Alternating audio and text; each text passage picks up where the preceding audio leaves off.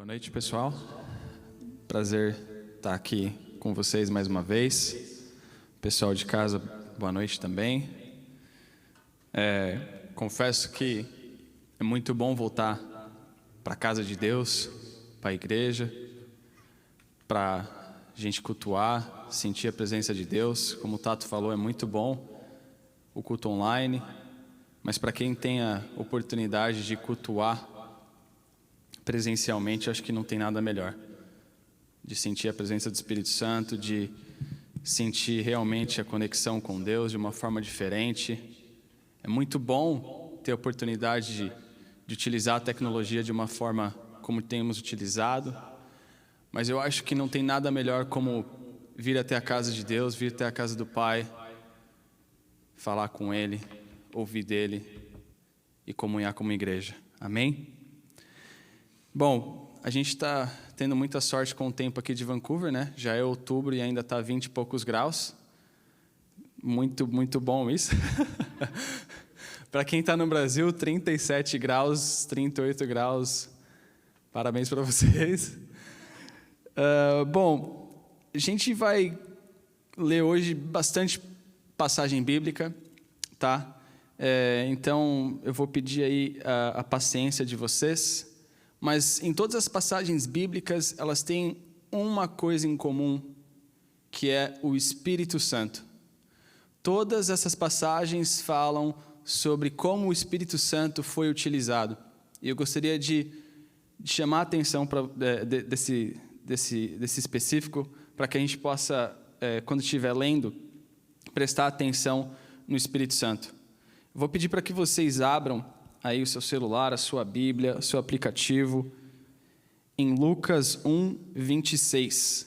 Lucas 1, 26. Gustavo está me olhando e falando, você escolheu Lucas porque é seu nome? Não, mas é a Bíblia. Não foi nem eu que escrevi. Enfim.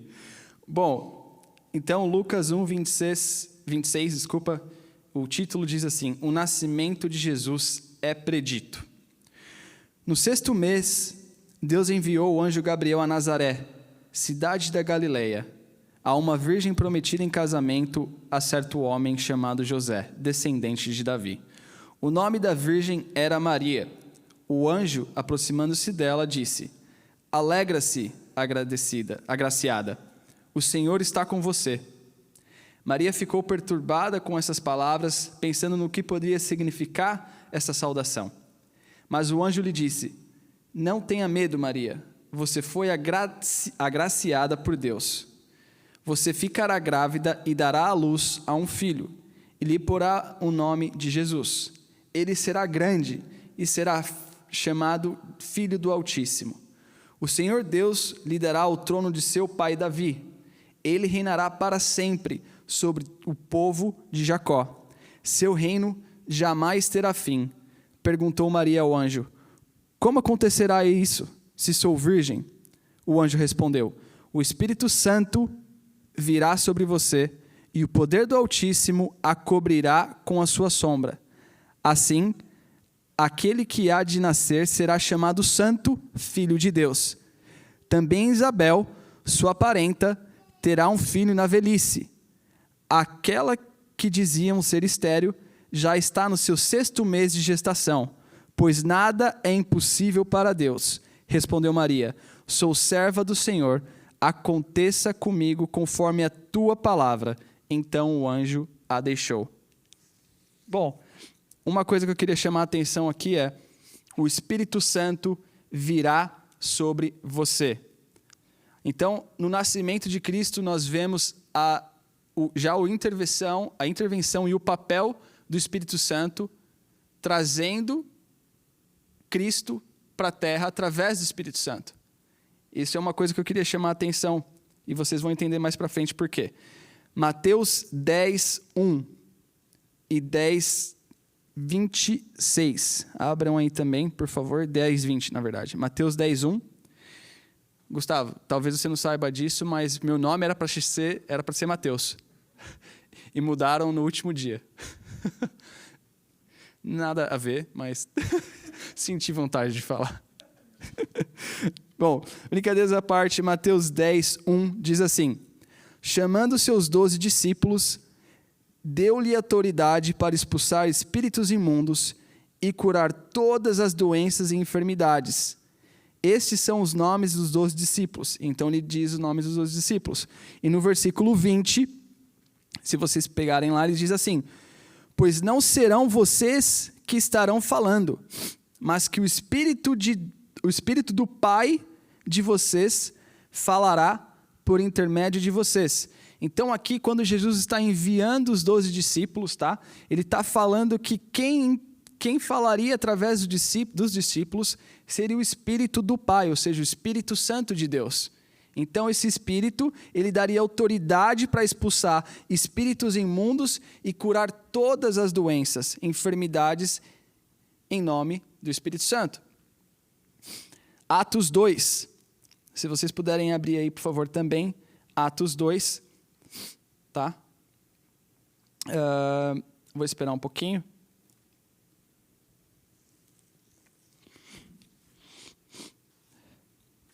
Fala sobre a vinda do Espírito Santo no dia do Pentecoste. Chegando o dia de Pentecoste, estavam todos reunidos num só lugar. De repente, veio do céu um som, como um vento muito forte, encheu toda a casa na qual estavam assentados. E viram que parecia línguas de fogo, que separaram e pousaram sobre cada um deles. Todos ficaram cheios do Espírito Santo e começaram a falar em outras línguas. Conforme o Espírito os capacitava, havia em Jerusalém judeus devotos a Deus, vindos de todas as nações do mundo. Ouvindo-se o som, ajuntou-se uma multidão, que ficou perplexa, pois cada um os ouvia falar em sua própria língua. Atônitos e maravilhados, eles perguntavam: acaso não são galileus todos estes homens que estão falando? Partos, medos e elamitas, habitantes da Mesopotâmia, Judeia e Capadócia, do ponto da província da Ásia, Frígia e Panfilha, Egito e das partes da Líbia próximas a Cirene, visitantes vindos de Roma, tanto judeus como convertidos ao judaísmo, cretenses e árabes, nós os ouvimos declarar as maravilhas de Deus em nossa própria língua. Atônitos e perplexos, todos perguntavam uns aos outros: o que significa isto? Alguns outros, todavia, zombavam e diziam que eles beberam vinho demais. Então aqui é o Espírito Santo fazendo o nascimento da igreja. Aqui é quando os discípulos receberam o Espírito Santo e nasce então a igreja através de Atos 2.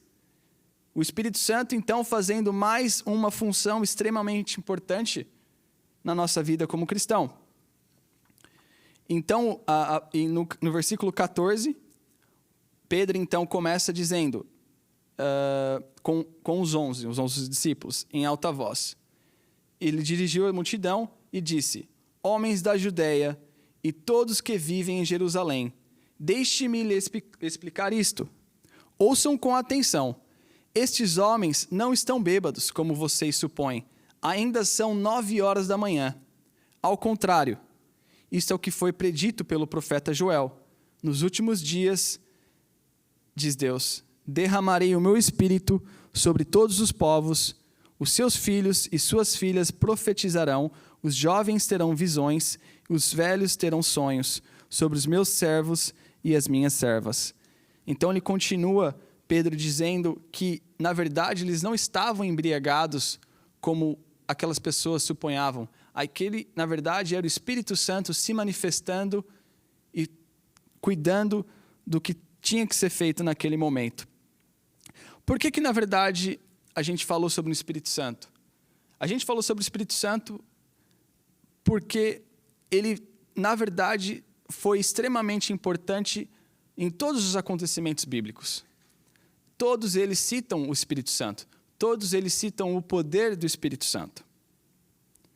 Bom, inúmeras vezes nós, lendo passagens bíblicas como essas, ou a gente vendo pregadores famosos como John Piper, Francis Chan, e a gente vê esses caras pregando e a gente olha essas palavras aqui de cura, de libertação, de línguas, de dons, de cura, de profetização, a gente para e pensa, uau, como esses caras são feras, como eles são muito bons, eles devem ter feito algo muito, muito, muito grandioso para ter direito a esse espírito, para ter contato com Deus dessa forma, para Deus usá-los dessa forma, de uma forma tão grande. A gente fica, uau, como assim? Essas pessoas pregam muito bem, essas pessoas curam, elas libertam.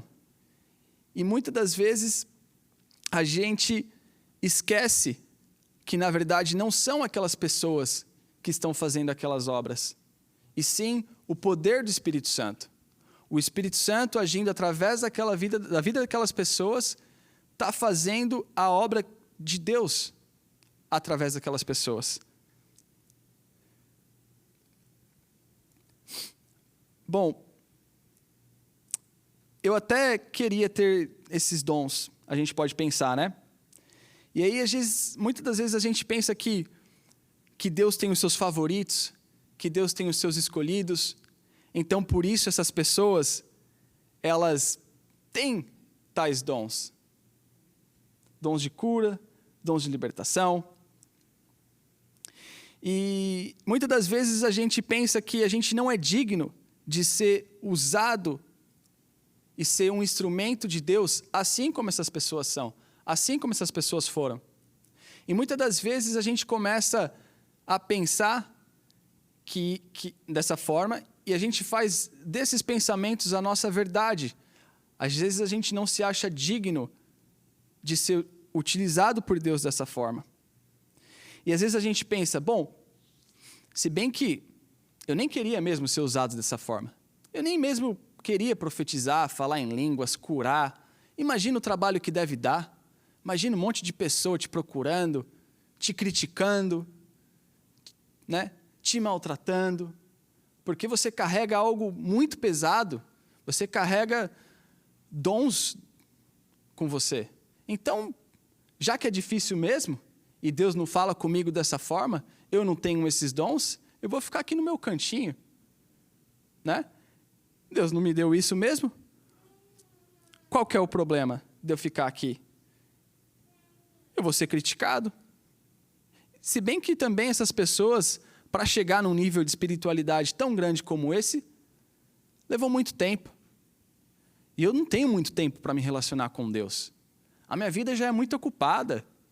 Eu tenho trabalho, eu tenho filho, eu tenho escola, eu tenho processo de PR, eu acabei de chegar no Canadá.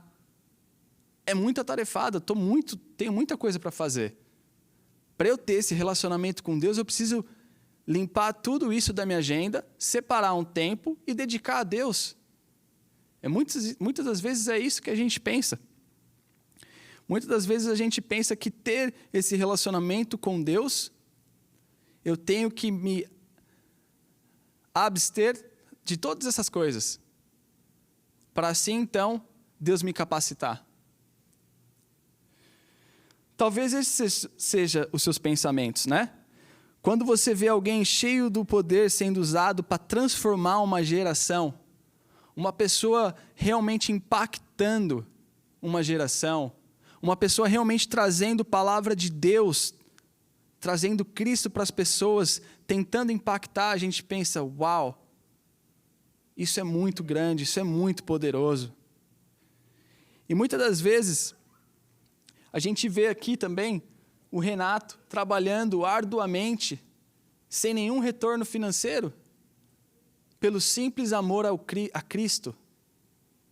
E a gente fala, bom, mas o Renato tem muitos dons, muitos talentos, ele canta, ele toca, ele prega, ele organiza, ele gerencia, ele é pai. Eu não consigo competir com isso. Eu não consigo. O Renato foi designado para fazer o Brazilian Ministry. E é ele que vai ser incumbido disso. Eu não tenho nada a ver com isso. O Renato já faz tudo. Por que a gente pensa dessa forma? Por que a gente reage dessa forma quando vê uma pessoa ou pessoas lutando pelo reino, sem nenhum retorno financeiro? Por que o nosso primeiro pensamento é tirar a nossa vida e o nosso papel fora dos planos de Deus? E pensar, bom, o Daniel já canta mesmo e toca, o Renato prega, o Hélio organiza, está tudo bem. O ministério está feito, não precisa de mim. É isso que a gente pensa, né? Ou, na verdade, é isso que você tem pensado? E por que você tem pensado isso? Você já parou para se perguntar? Talvez também você traz bagagem dos seus familiares que não são suas, pessoas que eram pastores, pastoras, presbíteros, presbíteras, líderes de louvor e tiveram experiências negativas ao longo da jornada como cristão. E aí você pega aquilo para você como exemplo e fala, não, servir demais dá esses problemas, servir demais traz esses transtornos, eu não quero isso para a minha vida. Eu quero ficar aqui no meu cantinho, porque o meu cantinho é bom. A minha zona de conforto é tão legal. Deus, vem aqui comigo. Vamos ficar só eu e você? Vamos? Talvez seja isso que nós pensamos. Mas será que é isso que Deus quer para você? Será que é esse tipo de relacionamento que Deus quer ter com você? Porque o relacionamento com Deus tem que ser de forma intencional. Deus não colocou uma arma na sua cabeça e falou, me sirva, se relacione comigo. Não. Ele te deu a opção de escolher de se relacionar com Ele.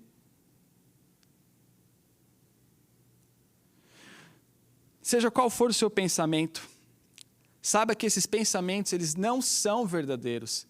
Eles não são pensamentos de um cristão ou de frutos que um cristão deveria ter. Esses não são os pensamentos que Deus quer para a sua vida. Nos próximos minutos, nós vamos meditar no que a Bíblia fala sobre pessoas que impactaram suas gerações e tenho certeza que vamos poder refletir sobre como estamos impactando a nossa geração. Eu estava assistindo Netflix esses dias, uma série que se chama Away. E, para quem não sabe, é uma série que se passa praticamente num foguete espacial. E a tripulação está indo para Marte pela primeira vez. E como todo mundo sabe, Marte não fica perto, fica longe. E aí eu fui pesquisar quanto tempo demora para chegar em Marte. Demora de 200 a 300 dias para chegar em Marte. E durante essa jornada até Marte, eles têm o seu sistema de água comprometido, o seu sistema de abastecimento de água comprometido. Então, um dos tripulantes, muito nervoso, fala, olha a ironia disso tudo, a gente tem uma quantidade gigantesca de água armazenado nas paredes desse foguete, que seria suficiente para nos abastecer para semanas. E agora, a gente está aqui com o sistema de água comprometido. Isso é loucura. Isso me fez refletir que essa ironia é como se fosse nosso relacionamento com Deus. Nós temos, ou podemos ter esse acesso direto com Deus, esse acesso direto com o Pai, mas nós não temos esse acesso direto com o Pai.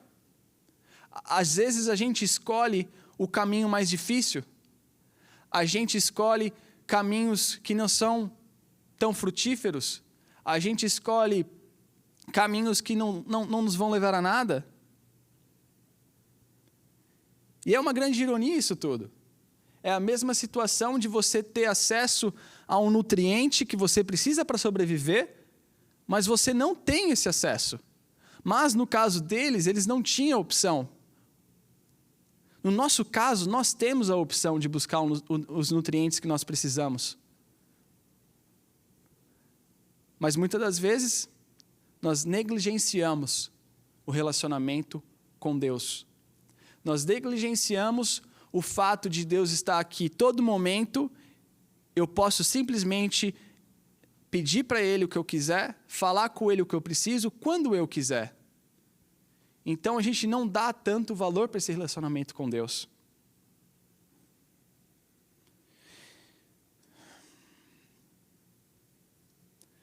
Muitas das vezes, é isso que acontece.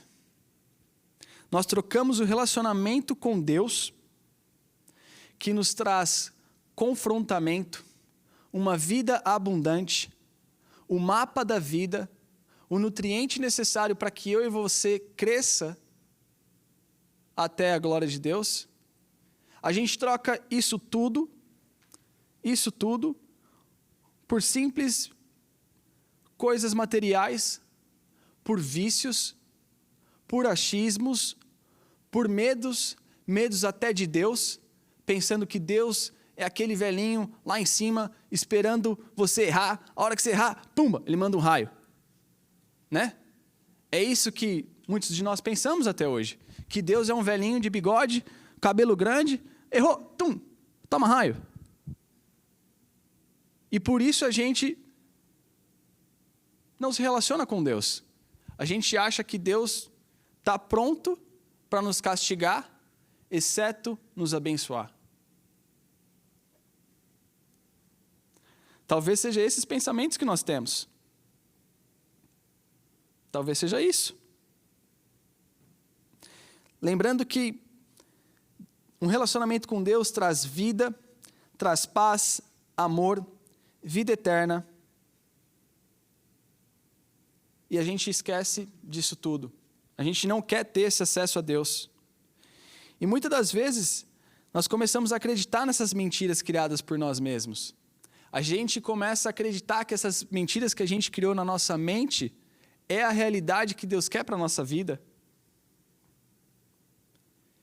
E aí, quando a gente chega naquele fundo do poço, a gente culpa quem? Culpa nós mesmos? Não, nós culpamos a Deus. E a gente fala, Deus, cadê você?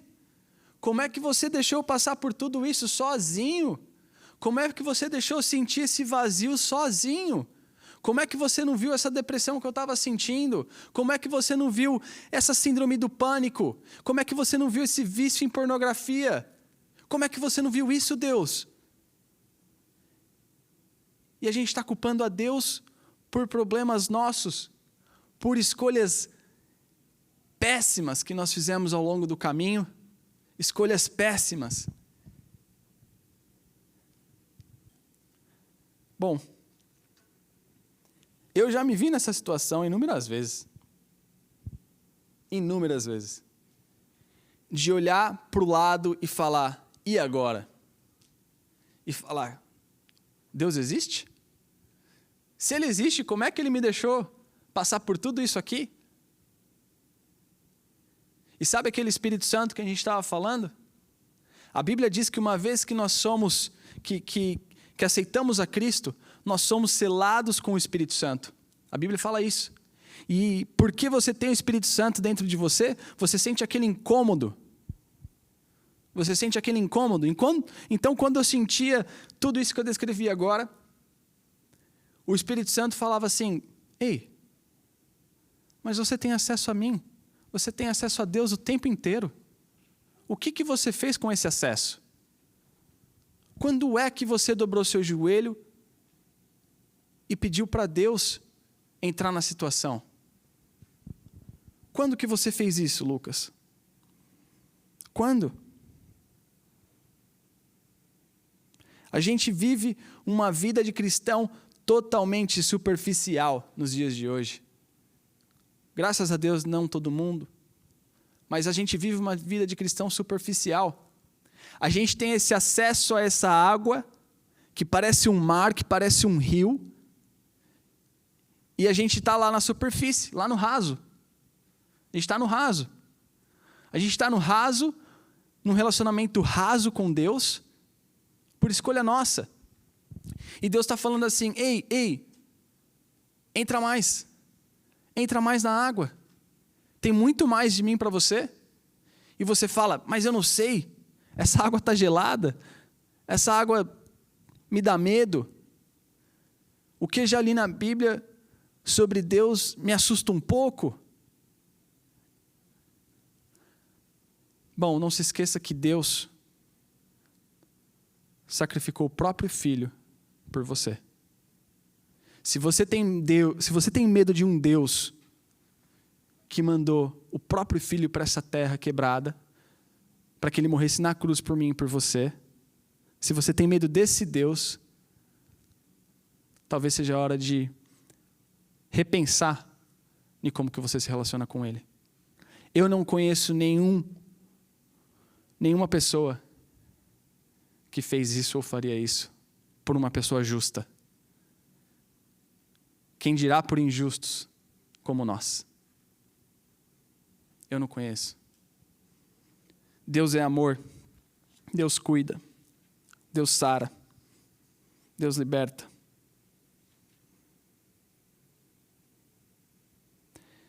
Veja que eu estava percebendo que nesse relacionamento superficial com Deus é igual quando a gente se muda aqui para o Canadá e a gente começa a caçar amigo. Eu vou ser amigo desse, vou ser amigo daquele, vou ser amigo desse, vou ser amigo daquele. E aí você tem 10 grupos de amigo. E nesses 10 grupos de amigo é o mesmo assunto. Quem lembra o assunto? PR. O assunto é PR. E aí onde você vai é o assunto. E um tempo eu fiquei percebendo isso. Eu falei, nossa, isso é muito superficial. Isso é muito superficial. O relacionamento com Deus, muitas das vezes, é exatamente o relacionamento com muitos conhecidos que temos aqui até hoje. É superficial. Eu não vou me relacionar muito mais profundo do que isso, porque talvez o que eles veem em mim, ou o que eles poderão ver em mim, não os agradam tanto. Então, com Deus, eu faço a mesma coisa. Eu não vou me relacionar tão seriamente com Deus, porque talvez o que ele vai ver dentro de mim seja tão podre que ele vai falar assim, meu Deus do céu. Deus falando isso para ele mesmo. Meu Deus do céu. Mas essa é a verdade. Nós temos medo de nos relacionar. Nós temos medo de nos relacionar com amigos daqui, mas não temos medo de nos relacionar com amigos que estavam no Brasil. E aí eu fiquei pensando, o porquê disso? Leva tempo. Relacionamento leva-se tempo. Você precisa de investir tempo para ter um relacionamento com fundação, com uma fundação sólida. A mesma coisa se aplica para o relacionamento com Deus. A mesma coisa.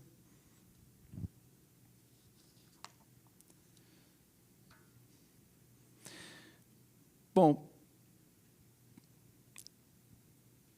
você fica pensando, Lucas, beleza, legal você estar falando isso daí, mas você acha mesmo que eu deveria expor quem eu sou? Você acha mesmo que eu deveria me relacionar de uma forma mais profunda? Deus pode não se agradar. O que Deus vai pensar da minha depressão? O que Deus vai pensar da minha síndrome do pânico? Do meu vício em pornografia, do meu vício em bebida, do meu vício em drogas? Dos medos que eu trago que não são meus? Dos medos que eu trago os que são meus? O que Deus vai pensar disso tudo? Eu sou podre. Eu não mereço o amor de Deus. Por que Deus quer se relacionar comigo? Sendo que eu estou cheio de defeito, cheio de caco, cheio de problema. Por que Deus vai querer se relacionar com alguém assim? Eu nem consigo mais viver. É um vazio dentro de mim tão grande, que tudo que eu tento colocar nesse vazio não é suficiente. Eu compro um carro, não foi suficiente. Eu compro uma casa, o vazio continua lá. Eu conheço novos amigos, o vazio está lá. Eu faço uma viagem de sonhos, quando eu volto para minha casa, o vazio está lá. Eu não consigo viver com isso. Eu não consigo. Bom, você acabou de dar o primeiro passo para ter esse relacionamento mais profundo com Deus. Quando você realmente fecha a porta do seu quarto e mostra realmente quem você é para Deus, os seus maiores medos, os seus maiores preocupações, verdadeiramente quem você é, tirando a capa, falando, esse sou eu, Deus, me ajuda, eu não aguento mais, eu não quero isso para a minha vida. É aí que Deus começa a agir. Lembra que Deus precisa do seu passo primeiro, Ele te deu livre-arbítrio.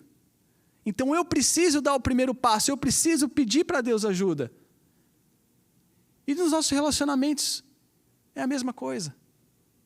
É a mesma coisa. Se você não mostrar quem realmente você é, com os seus defeitos, com os seus problemas, com as suas qualidades, você sempre vai conversar, você sempre vai continuar na primeira conversa de primeiro ano de Canadá, conversando de PR. E você já está aqui há 10 anos, 15 anos, seu filho está crescendo. Quando você vê seus amigos, é PR. Todo mundo já virou cidadão. Entendeu? É necessário a gente mostrar quem a gente é. Não estou falando também para você sair mostrando quem você é para qualquer um. Não é isso. Não é isso. É preciso cuidado com quem a gente expõe as nossas feridas. É preciso cuidado com quem a gente se relaciona. Mas também é preciso coragem de se relacionar. E é preciso de coragem também para se relacionar com Deus. É preciso.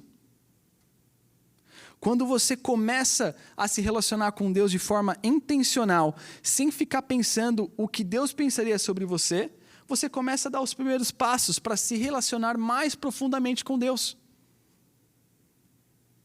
É assim.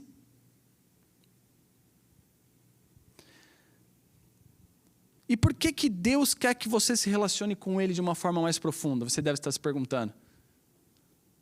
Bom, porque se você está aqui hoje é porque você ouviu a palavra de Deus um dia.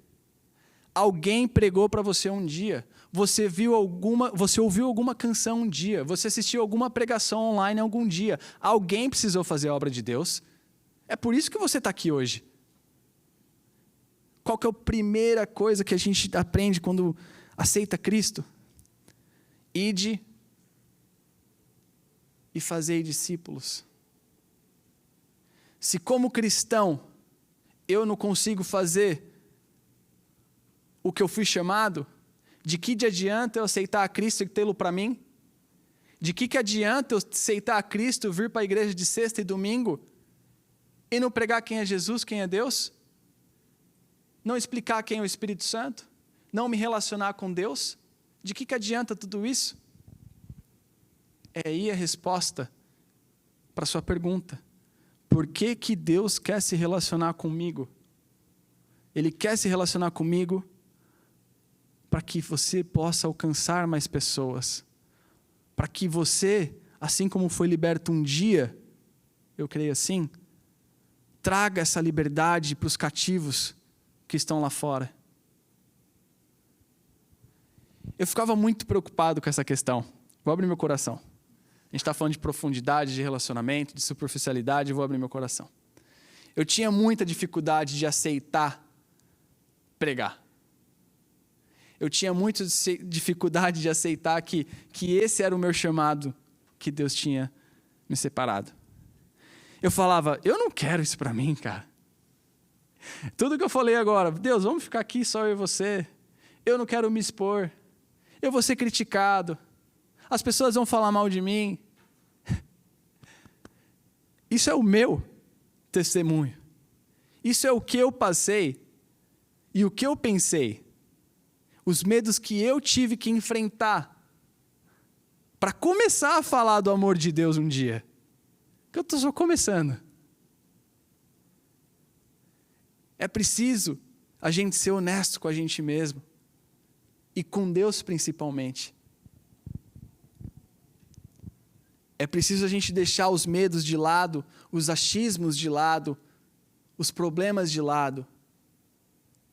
Porque é necessário que uma mudança verdadeira comece a acontecer de dentro para fora e não de fora para dentro. É necessário que a gente tire a capa que a gente veste em muitos dias e tire a capa na presença de Deus. Porque a presença de Deus vai nos capacitar com o Espírito Santo para que a gente possa continuar e começar a transformar o nosso íntimo, que só você conhece. Aquele íntimo podre que só você tem. A inveja, a pornografia, os vícios com drogas, todos esses problemas. É para isso. Para você falar do amor de Deus para outras pessoas. Por isso que você se relaciona com Ele. Aí, a gente vai voltar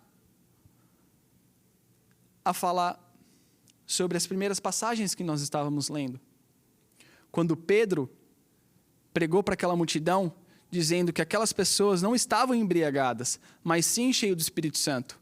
E a Bíblia também diz que Pedro, ao andar pelas ruas, a sua sombra curava enfermo. A sombra de Pedro curava enfermo.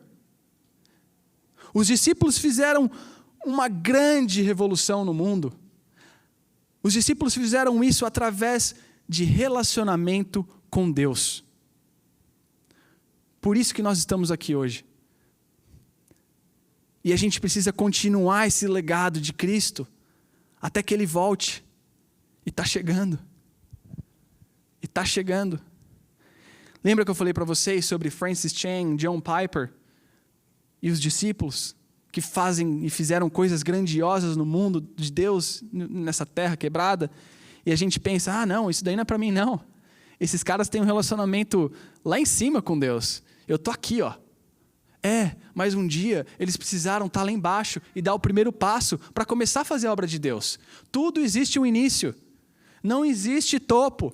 Não existe palco sem backstage. Não adianta às vezes a gente olhar para a vida de John Piper e Francis Chan e falar, uau, esses caras são cheios do Espírito, esses caras são cheios de Deus. Como que eu posso fazer isso um dia? Bom, nós podemos, mas pelos nossos problemas nós não conseguimos, mas é necessário a gente deixar esses problemas de lado. É necessário, porque enquanto você está aqui sentado, esquentando o banco, existem milhões lá fora morrendo sem Cristo. É essa a verdade. Mas sabe o que acontece? A gente não gosta de escutar a verdade machuca a gente. A verdade dói, a verdade machuca por dentro. É por isso que a gente não gosta da verdade. Mas sabe o que a Bíblia fala? Que a verdade liberta. É isso. A gente precisa ser transformado de dentro para fora. Tira a capa. Tira a capa. É necessário. A gente consegue ser igual a essas pessoas, mas não ser igual a elas. Eu quero ser igual a Cristo. É por isso que eles fazem tanto impacto, que eles são parecidos ou próximos de Cristo, mas não igual a Cristo, porque Cristo era só um. Mas o cristianismo e a vida com Deus, o relacionamento com Deus, Ele quer te transformar para o mais próximo de Cristo. Porque é isso que nós fomos desenhados. Nós somos imagem e semelhança de Deus. É para isso. Para de pensar que você não consegue. Para de você achar que esses problemas são maiores que você. Deus não quer isso para a sua vida. Deus não quer isso para a sua vida. Bom, você deve estar se perguntando, tudo bem, eu também não quero isso para a minha vida, mas como que eu posso chegar lá então? Vamos abrir agora em Romanos 5. Romanos 5 diz assim: tendo sido, pois, justificados pela fé, temos paz com Deus, por nosso Senhor Jesus Cristo, por meio de quem obtivemos acesso pela fé a esta graça na qual agora estamos firmes e nos gloriamos na presença da glória de Deus. Não só isso, mas também nós nos gloriamos nas tribulações. Veja o que ele fala. Porque sabemos que a tribulação produz perseverança. A tribulação produz perseverança. Perseverança, um caráter aprovado, e o caráter aprovado, esperança. E a esperança não nos decepciona, porque Deus derramou o seu amor em nossos corações. Por meio de quem? Do Espírito Santo, que Ele nos concedeu, de fato, no devido tempo, quando ainda éramos fracos. Jesus Cristo morreu pelos ímpios. Dificilmente haverá alguém que morra por um justo, embora pelo homem, bom, talvez alguém tenha coragem de morrer. Mas Deus demonstra seu amor por nós. Cristo morreu em nosso favor quando ainda éramos pecadores. Cristo morreu ainda quando éramos pecadores. Deus derramou seu amor em nossos corações. Por meio de quem? Por meio do Espírito Santo. Esse amor que você não consegue entender, essa graça que você nunca vai entender, porque você como ser humano não foi projetado para entender esse amor que você tem. Esse amor que você sente por Deus, você não foi projetado para isso. Você não foi projetado para isso. Mas é aí que mora a chave do acesso ao Deus. É você aceitar esse amor de Deus e falar, ok, eu deixo isso de lado, eu quero só seguir a Deus. Eu quero só ter um relacionamento com Deus. Deus, eu quero me relacionar com você. Eu quero te ver no meu íntimo. Eu quero fechar a porta do meu quarto e falar, esse sou eu. Mas eu não aguento mais. Eu não aguento mais ser essa pessoa. Eu não aguento mais ser essa pessoa, Deus. Me muda, me quebra, me transforma. Me faça como um barro na mão do oleiro. É isso que Deus quer ver da gente. Sinceridade, intencionalidade e perseverança. É isso que Deus quer ver da gente. Deus não quer ver que a gente fica assistindo 5 horas de Netflix, 8 horas de Instagram e esquece dos propósitos dele. Enquanto a gente está fazendo isso, eu e você que fomos chamados para falar do amor de Deus, milhões morrem sem Cristo. É isso que acontece. Somos chamados para falar do amor de Cristo. É para isso que Deus morreu, para que Jesus morreu na cruz. Joel 2:28 diz assim: e depois disso derramarei do meu espírito sobre todos os povos. Os seus filhos e suas filhas profetizarão, os velhos terão sonhos, os jovens terão visões. Até sobre os servos e as servas derramarei do meu espírito naqueles dias.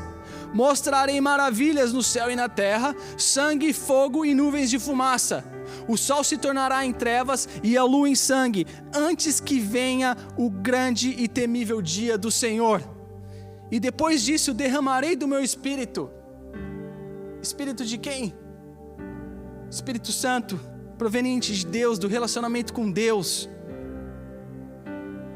Deus capacita cada um de nós, mas é preciso dar o primeiro passo, orar, ler a Bíblia, assistir pregações ou lives que edificam as nossas vidas, que nos trazem transformação. É isso que a gente precisa. Deus diz que derrama o Espírito Santo sobre nós, e com o Espírito Santo somos capazes de realizar grandes coisas, mas não em nosso nome, não em nosso nome, em nome de Deus, em nome de Cristo. É para isso que Ele deu o Espírito Santo para a gente. É para isso que Ele te deu o acesso direto ao Pai. Não joga esse acesso fora. Se relacione. Entra nessa água com Cristo. Sai da superficialidade de cristão. Já temos muitos. Era para essas cadeiras estarem lotadas se eu e você tivéssemos feito o que era para a gente ter feito. As igrejas do Brasil estão lotadas de novo. Como eu queria estar no Brasil. Como eu queria estar no Brasil. Como eu queria estar no Brasil, sentindo a presença de Deus de uma forma sobrenatural. Mas não, nós estamos aqui, graças a Deus estamos aqui, porque pessoas precisam ouvir sobre esse amor. E você precisa se relacionar com Deus para que você possa falar desse amor. 1 Coríntios 12, os dons do Espírito. Meus irmãos, quero que vocês saibam a verdade a respeito dos dons que o Espírito dá. Vocês sabem que, quando ainda eram pagãos, vocês eram desviados de várias maneiras para a adoração dos ídolos, as quais não têm vida.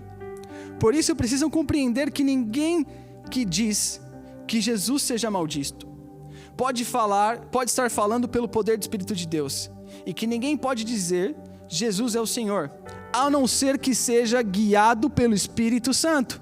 Existem tipos diferentes de dons espirituais, mas é um só e o mesmo Espírito que dá esses dons. Existe um dom, um Espírito que dá esses dons. Existem maneiras diferentes de servir, mas o Senhor que servimos é o mesmo. Existem maneiras diferentes de servir, mas o Senhor é o mesmo. Se você está recepcionando, amém. Se você está ajudando na mídia, amém. Se você está tocando, amém. Se você veio na igreja, amém. Há maneiras diferentes de servir.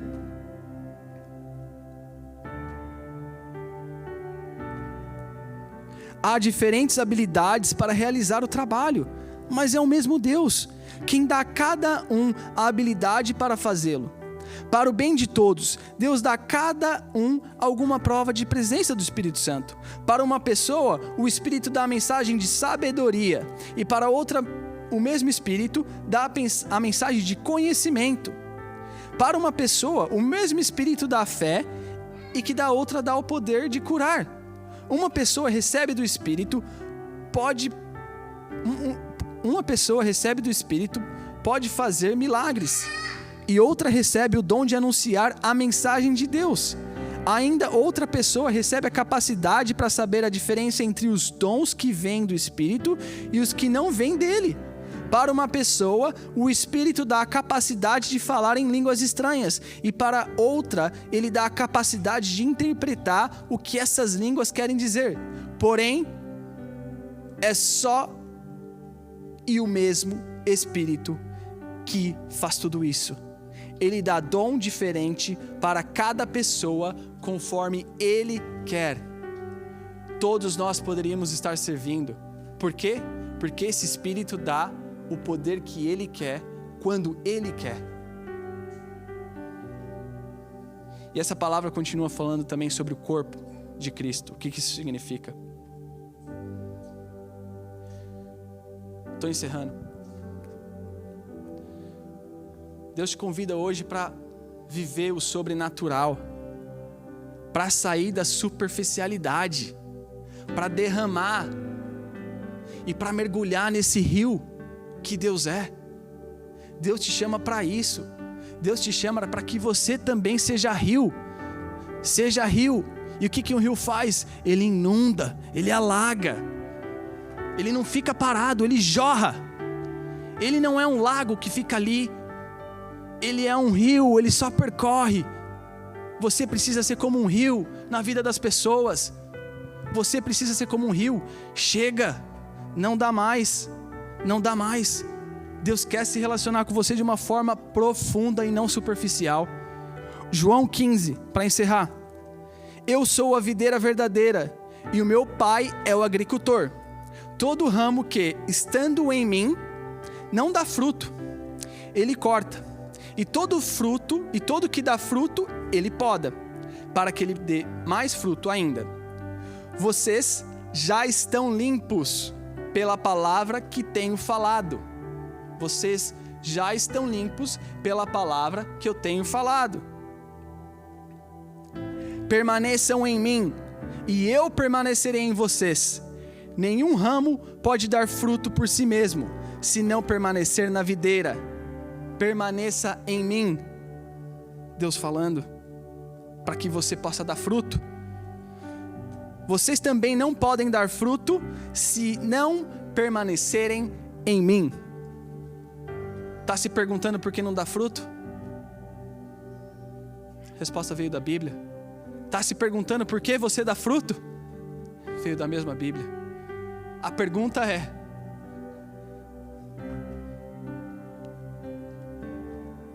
o que você quer ser? Um rio ou um lago? Um lago que só fica ali contido, ou um rio que transborda e que inunda e que pode inundar a vida de pessoas? Quem que você quer ser hoje? É isso que Deus está te falando. Quem você quer ser hoje?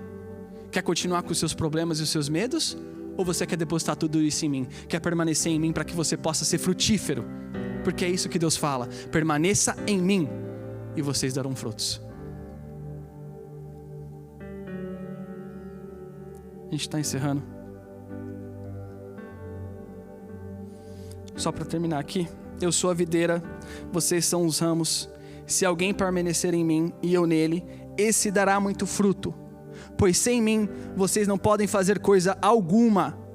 Se alguém não permanecer em mim, será como o ramo que é jogado fora e seca.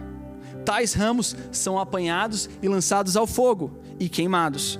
Se vocês permanecerem em mim e as minhas palavras permanecerem em vocês, pedirão o que quiserem e será concedido.